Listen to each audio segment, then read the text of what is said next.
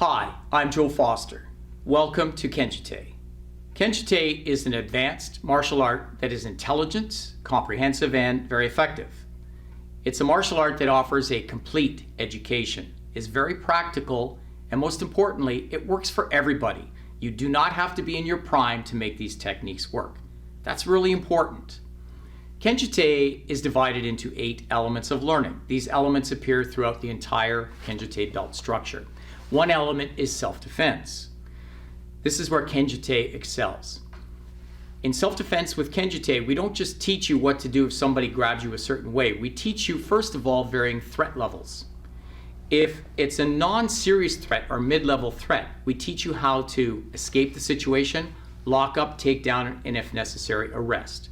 That works really well for things like security guards, police officers, people working in mental health, or maybe you're just at a family function and Uncle Henry puts you in a headlock. So we don't want to wipe out Uncle Henry, but we certainly want to get out of the situation. Kenjute also teaches striking techniques. First of all, maiming, then critically injuring, and lastly, taking a life. That's for obviously serious threats. And then we do specialized self-defense. What do I do if I'm fighting somebody on the stairs? What do I do if I'm sitting in a chair? What do I do if I'm near a wall? What do I do if I'm fighting multiple attackers? Kenjute offers you pretty well any scenario you could think of in terms of responding in self-defense. Why do we teach scenarios training?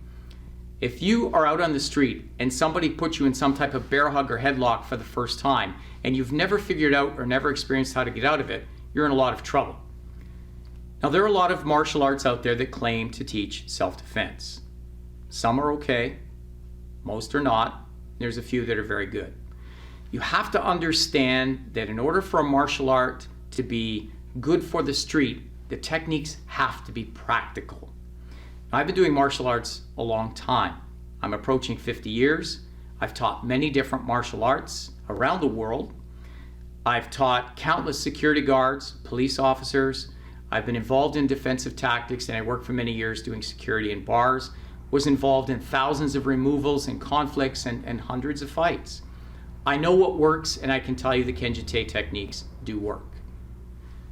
Now, Kenjute International offers an online learning program where you'll have an opportunity to learn the Kenjute self-defense structure. I encourage you to get involved, sign up, and learn from it. Let's take a look now at some of these examples from the Kenjute online learning program.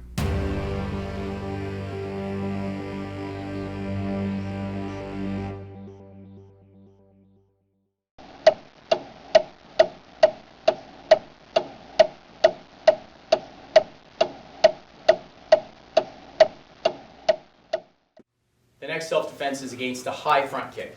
If it's a low front kick, remember, if you're in a fighting position, you always use your lower extremities and block with your knee. But this is a person who thinks they're those killer martial arts guys who get in this big fighting position and come through to blast you up nice and high. They're like this, and they come through and they're trying to kick you away. I have an opportunity now, because he's in a fighting position and he tells me, oh, he might know something, as I am in a fighting stance, and when he comes to kick high, I'm going to step off angle. And as I step off angle, I'm going to block to keep the leg away from me. And immediately, when I do this block, it's going to continue around to hook his leg. Let's try that. So from this position here, block and hook, I step through between his legs deep. I'm going to palm his chest to disturb his balance, and then take out his leg to throw him down. So I palm and rotate him. He's nice and high. And then all I do is take my knee, collapse it on his groin, crushing his testicles, as I take this foot and make it stick in his eyeballs as I choke him.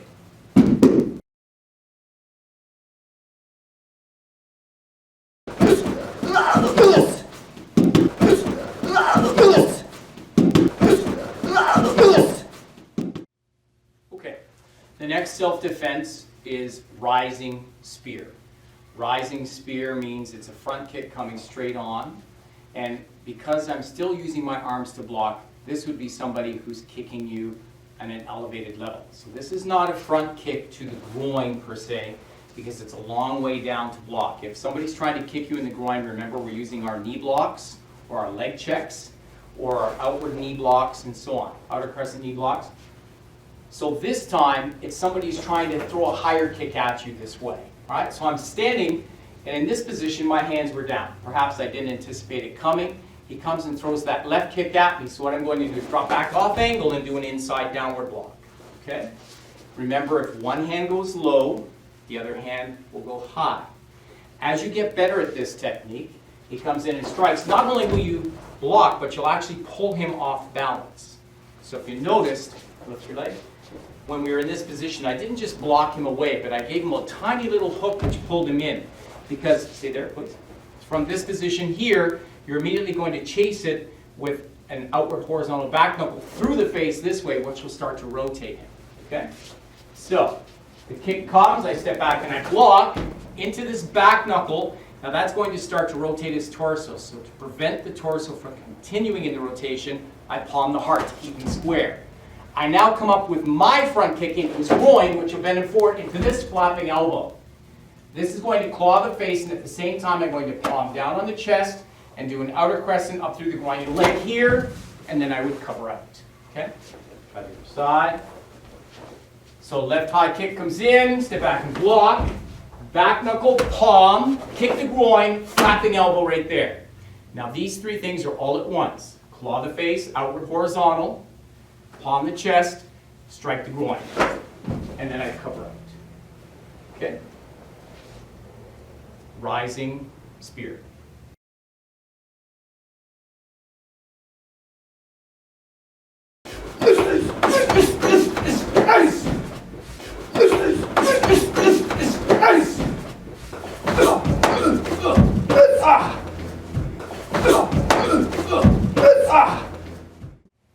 The next self-defense is against a rear double shoulder grab. So I'm standing there, the person comes to grab my shoulders from behind. I'm going to protect my head with the opposite hand guard position, step back between the legs, and drive up on an angle with my right arm, which is a combination of a right upward block and a right outward extended block. Watch that again. So the person's here and they grab, guard, step back and drive. Now, you notice how he went off balance and was driven backwards? That's what you're trying to accomplish. Also make sure in this technique, that when he grabs, don't block so high in the arm that his elbow bends, because if his elbow bends, you'll walk right into it. So he grabs, guard, step back and drive up. Now all you do is track down the arm to the wrist, and we're right back to that old cross wrist grab. Step in and break down, standard buckle, standard hammer lock. Control the arm with your knee, and apply the lock.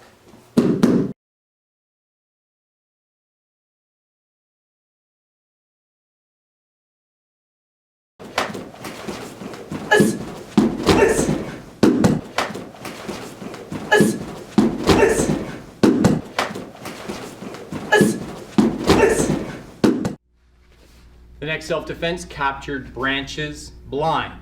So once again, it's both shoulders, double grab, blind means he's behind me.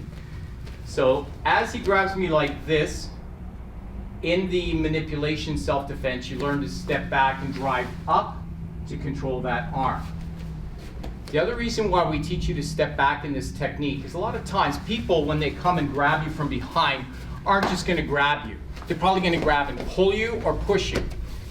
The worst scenario to be in is to be pulled because you're losing your balance. So as the person grabs, if he steps back and pulls me, by stepping back, it allows me to keep my balance. If he was to take me forward, you would step ahead and then you could do the same idea. Okay? So in the ideal face, you just got to hold. So captured branches blind. Step back between the legs and drive up, which exposes the ribs. You do a 1/3 reverse punch into those ribs here. Pow, that's going to lean him forward. The right hand will track down, grabbing the wrist. The left hand will palm the back of his head. The right leg will skip up and kick into the groin with a front kick. That's all three things at once, okay? So from here, block and strike. Step up, pull, kick and hit, go forward, and this is up this way with an upward lifting back knuckle into the face. So you finally get to use one of these techniques where you hit his face, it continues to come up as you turn, snaking over top. Step back and pull him to the ground, drop your weight with the left knee into the chest, into the rib area, and punch his face here. Ha. Then kick through his face and cover out. grabs behind from this position. You're going to step back, lift and punch this way. So you hit, bam, right there. Skip up, pull palm and kick here, go forward and hit his face. Now as you're hitting his face with that upward lifting back knuckle, you don't keep your left hand on his head, it'll actually slide to his shoulder. This will snake up into a claw as you step back and pull him to the ground. Left knee, left punch, and kick. Okay? Just want to make the point with this technique that a lot of times in many martial arts, the attack will come, they'll do a block, they'll do a punch. They'll do a block, they'll do a strike. In Kenjute, we try and get you to strike with your movements so you're immediately responding. Way back to thrusting hammer outside. When you slipped, you didn't slip, then hit, you slipped and hit. Thrusting hammer inside. You slipped, you didn't just punch, then you slipped and punched. Same idea with this technique. When he's here, as I step back and lift, there's the punch. So I've done something immediately. And I'm always doing more than one strike whenever I can to keep the guy busy. Okay? Captured, branches, blind.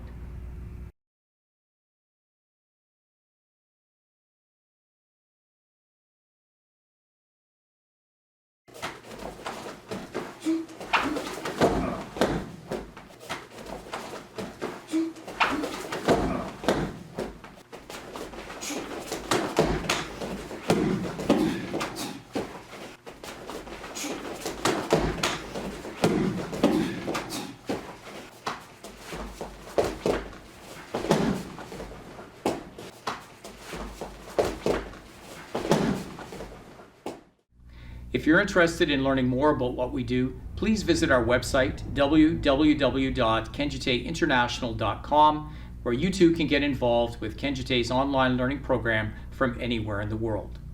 Thanks for watching.